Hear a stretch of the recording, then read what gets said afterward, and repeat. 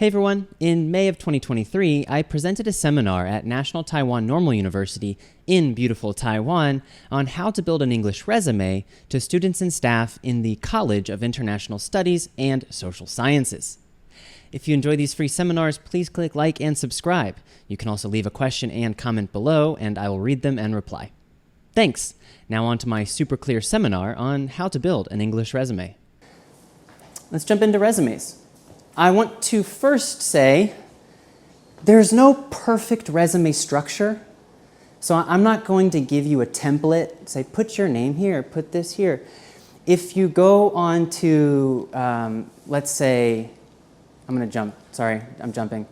If you go onto Google Docs, these are all different structures they give you for a resume. So if Google says there's no one perfect structure, I can't give you a perfect structure either. But we're going to talk about some tools to use for each session today, for each section today. But I can't tell you what the perfect resume looks like. Okay, let's go here. What is a resume? A resume is a brief 1 to 2 page document that showcases your education and work experiences that are relevant to the position that you are applying for. We're going to talk a lot about what is relevant in a resume. And a good resume has all the information that the hiring person needs and respects the hiring person's time. This is a philosophy of academic and business English. We want to respect the time of the person that we are talking to. And we're going to talk about how to do these. So again, here are some Google Doc resume templates. Let's talk about what they have in common first. We all see a big name at the top. We all see contact information here at the top. And then we see probably experiences and education down below. But if you notice, the tops are all very close to similar. They're not exactly the same, but they're very similar, which is where we're going to start. So when we're preparing your resume, think, how do you want to represent yourself? Think, what are your most relevant qualifications? What is the position looking for? And what keywords do you need to use? We're going to go through each of these sections. And I believe the paper in front of you has this on it, right? So if you want to take notes on the paper for each section, it's a good place to do it. All right. How do you want to represent yourself? Companies and schools don't have time to meet every applicant.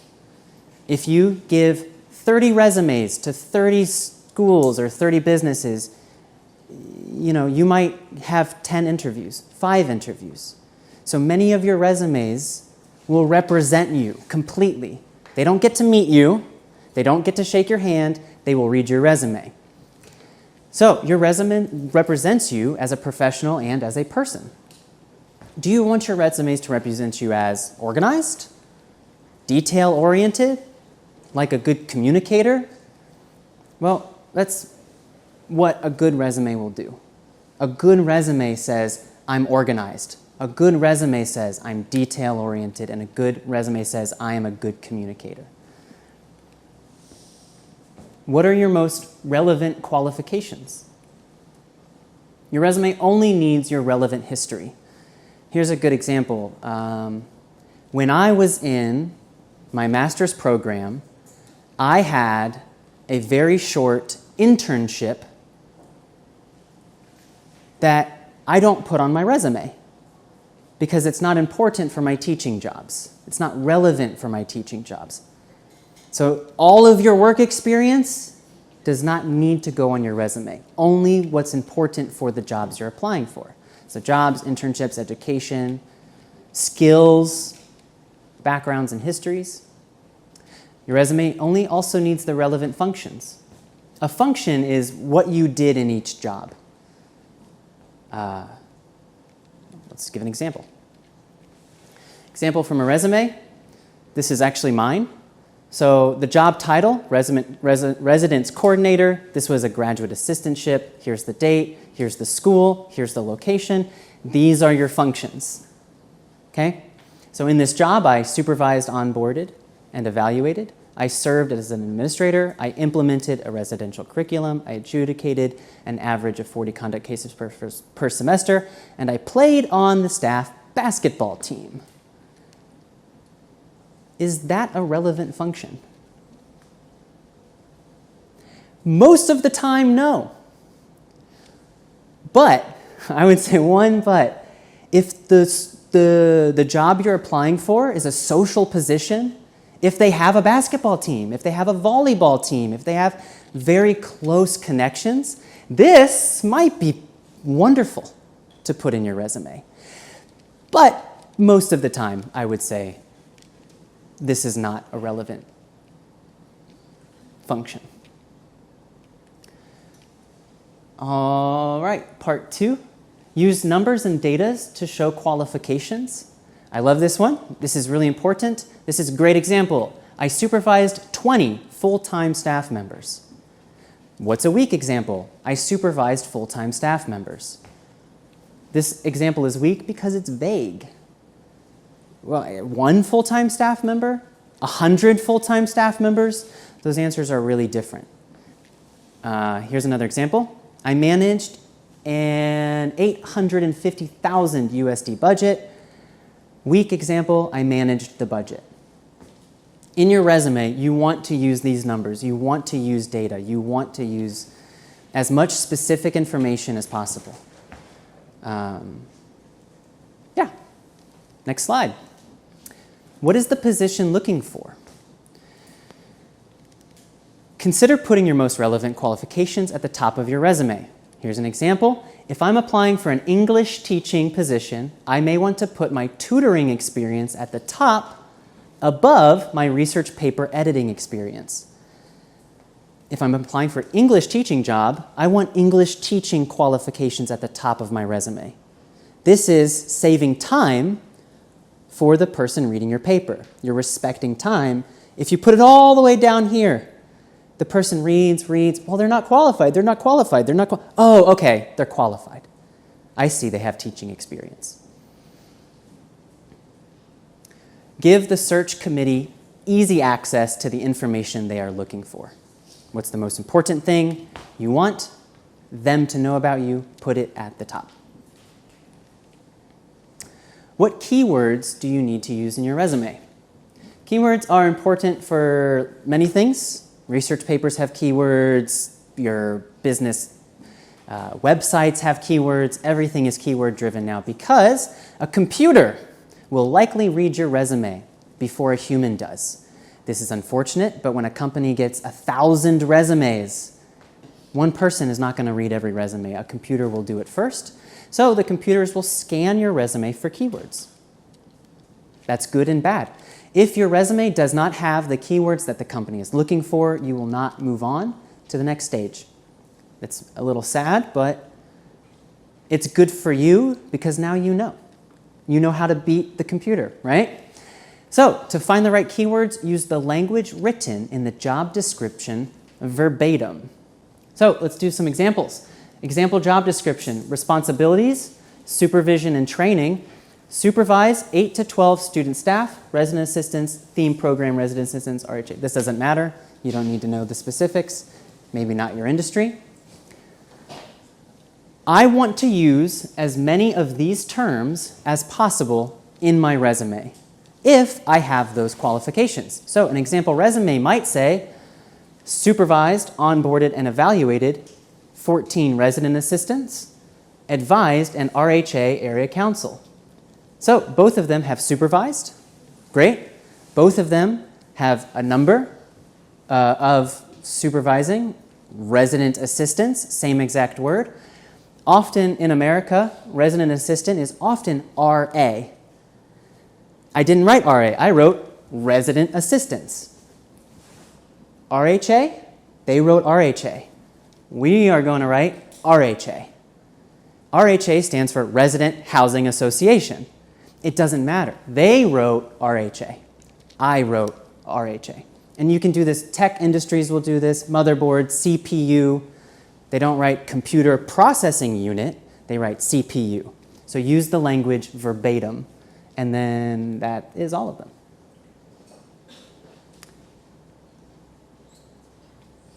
Any questions on this?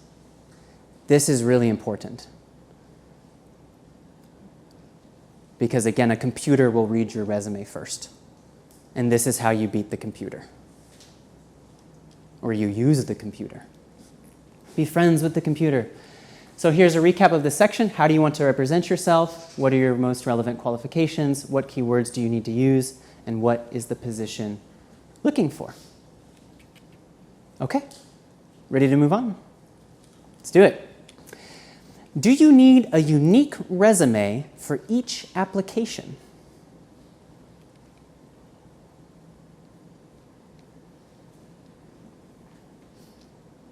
Yes. No.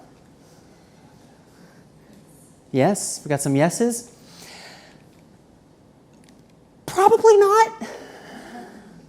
And here's why I say probably. If I am applying for English teaching jobs, most of those are going to be the same, right? Most English teaching jobs are the same. So probably one resume is good enough. But if one job is an English teaching job and a history teaching job, it's got two functions, maybe I make a special resume for that job. Or an English teaching job that supervises other teachers. Okay, maybe I make a special. But if all the jobs you're applying for are really similar, you probably don't need it because they're probably using the same keywords. The example I used before, all of them have RHA, all of them have resident assistant, all of them have supervised. So I already have those keywords. But here we go. Here's the exception. You should adjust your resume when the job you are applying for is looking for an experience in something that is listed further down your resume. That's easy. You copy something down here and you just put it up top. Send it to them. Next slide, resume structure. The beginning of this presentation, I said the structure and design of your resume is fluid. There's no perfect. There is no perfect resume structure, but here are some tips that all resumes have in common. Your header. Your header is the top of the page, like the top of your body. It's the head. The very top of your resume has a name. It has a location. It has contact info, maybe your phone and email address. Some people put their line ID. Some people put maybe a Skype ID. Depends on your industry. Consider adding languages. Consider adding nationality and languages. I guess the difference here would be I speak French, Spanish, and English, but I'm from the US and I speak English natively. Your native language potentially matters. And your date of birth. Sometimes this is really important, sometimes it's not. If you don't know, ask your supervisor. Ask your teacher if date of birth is important in your field. And then a clear business professional photo. The templates before had no photos. My resume has a photo. Photos are not very popular in the United States. I think they're really popular in most of Asia. I think it depends. If you're applying for United States jobs, maybe you don't need a photo. It's hard for me to say. Every industry is different. So here's the top of my resume. We have a giant name and a nice business professional photo. I'm living in Taipei, Taiwan. That's really important.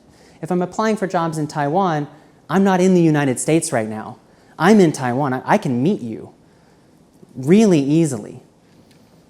I have my Taiwan phone number, email address, United States citizen, native speaker of English. It's really important here.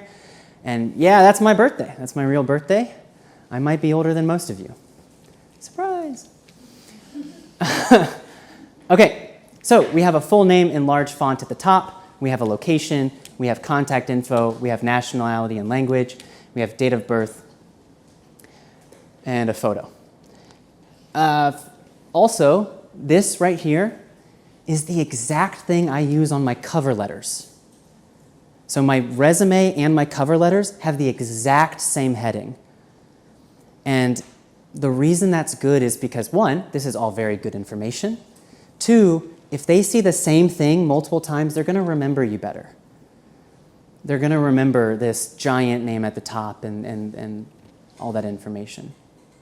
I don't think I put my photo on the cover letter, though. Small distinction.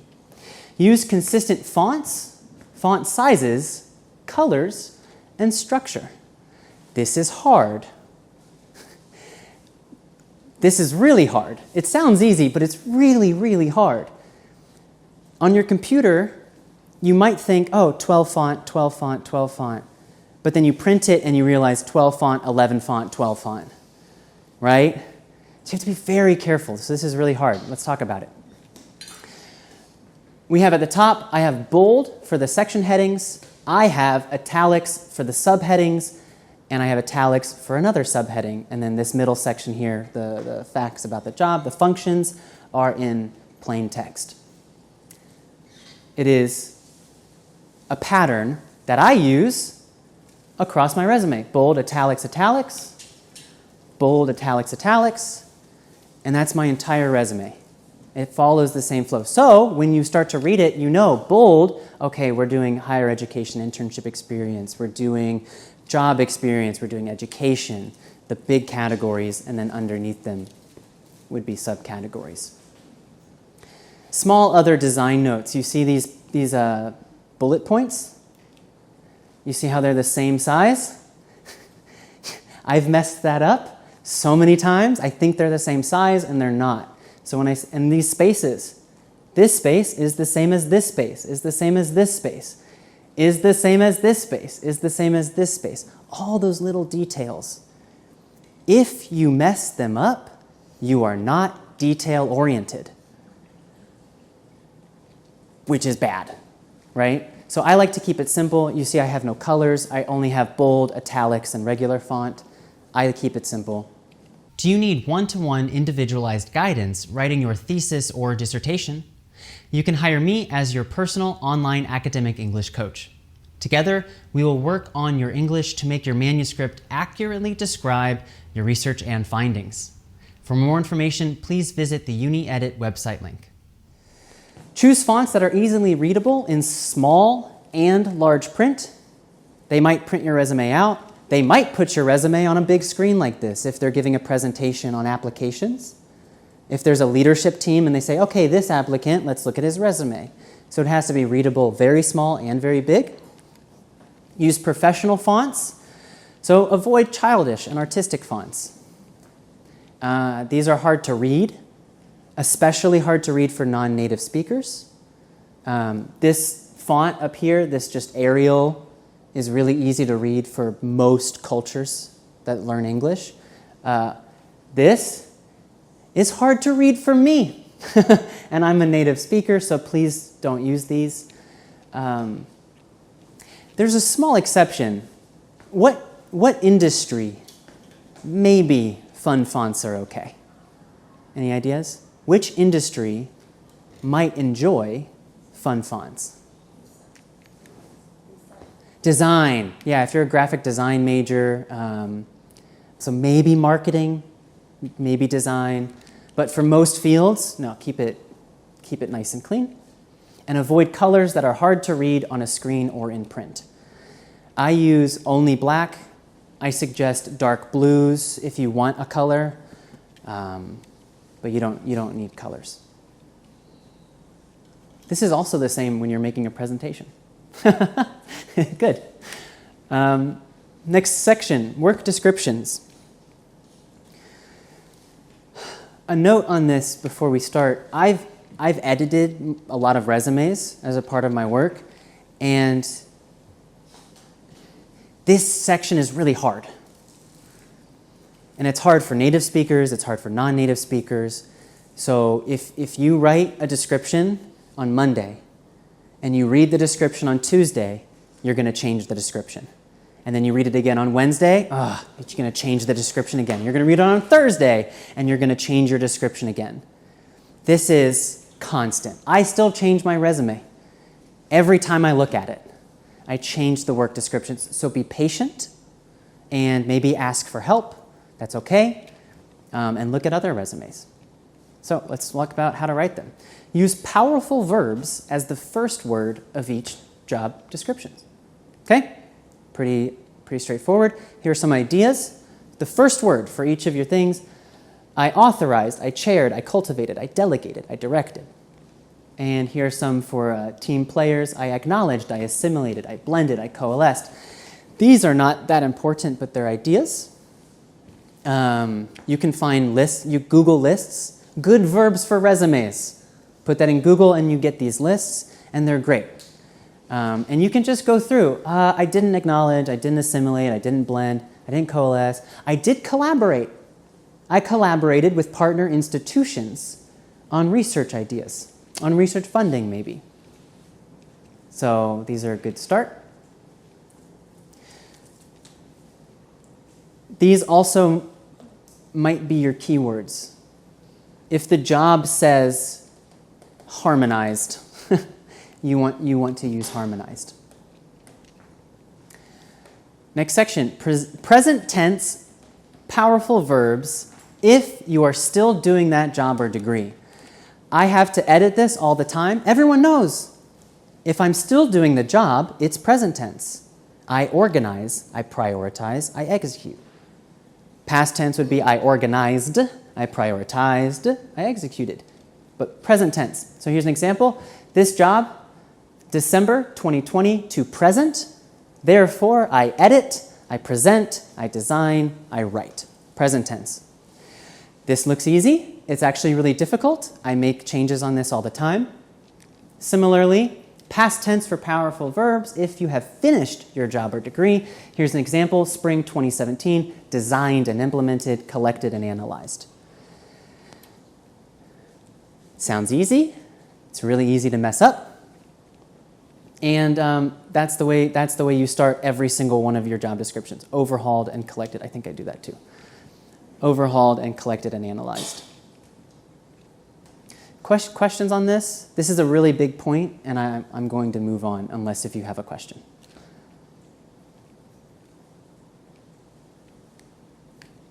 Okay? Good. I look forward to reading all of your perfect resumes. Use concise language for job descriptions. Concise means short, clear, easy to understand. And if you were here for my last presentation, we talked a lot about concise language, making things more simple. So concise language example, the job title is Senior Marketing Major.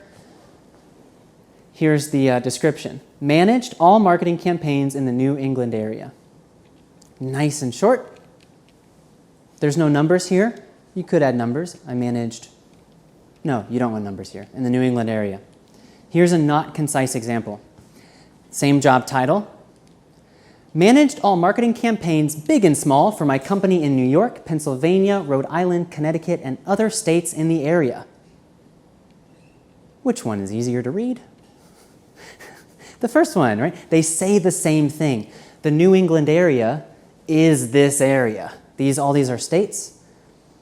So we just don't need all that information. And this is what you want to do for every single job description. And this is when I said you write your resume on Monday, and on Tuesday you edit. This is what you edit, you make it smaller. Wednesday you edit, you make it smaller and more concise. Questions?